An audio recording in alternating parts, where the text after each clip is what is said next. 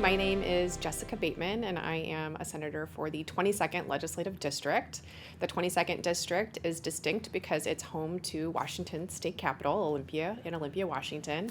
We also serve the communities of Lacey and Tumwater.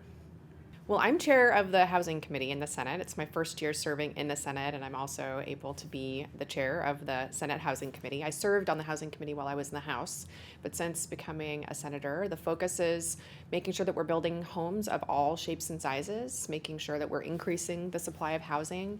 We have a real problem where we're not building enough housing to keep up with population and job growth, and we've had a lot of focus on that in the last couple years, and we're continuing that work with a number of bills in the 2025 legislative session, and I anticipate we'll continue working on that in the foreseeable future.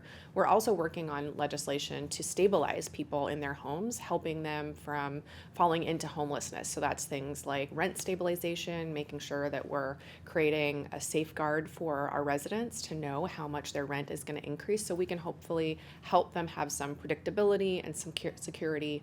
And then we're also focusing on affordable housing and our support and our investment. It's the last of the three S's, support. That's primarily through the capital budget, and we will continue that work this year, although we are dealing with a different fiscal environment than we have in the last couple years. So I'm realistic about those proposals, but we still need to make sure that we are continuing our investment in truly affordable housing because it's something that our most vulnerable community members desperately need.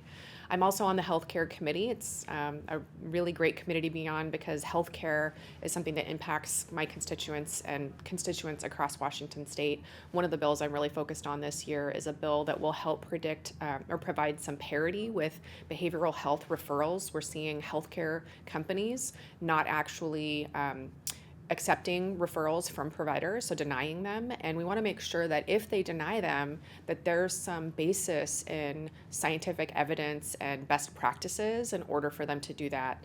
We don't want them using algorithms that are just using novel, ideas or measurements. We want it to actually be based in best practices and the best standards of care for people, because as you know, healthcare is something, and behavioral health especially, is something that our community members desperately need, and we want to make sure that they have access to that. So I'm really looking forward to that bill moving forward.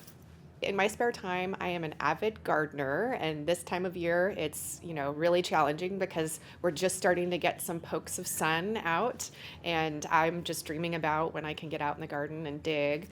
My mom used to take me to the herb farm, for those of you that are watching that are in King County. It's out by Fall City, and it was this beautiful garden, and it had a nursery with different plants. It had doves and a cool gift shop, and I remember being a little girl and driving out there, and then she also was an avid gardener herself, so that's something that we share, and we go every year. We're starting a new tradition where we're going to a garden for her birthday. So last year we went to the Bouchard Gardens out in Victoria, and it was beautiful. And so this year we're actually going to go to Oregon, and her birthday's in June, so it's a really cool tradition. And I just love all the elements of gardening. I love weeding even. It's something that I can do, and I don't think about, all of the things that are happening in the world. I can just focus on this really concrete thing, and spring is the best time because everything's starting to pop up, and I love identifying plants, so it's a great time of year.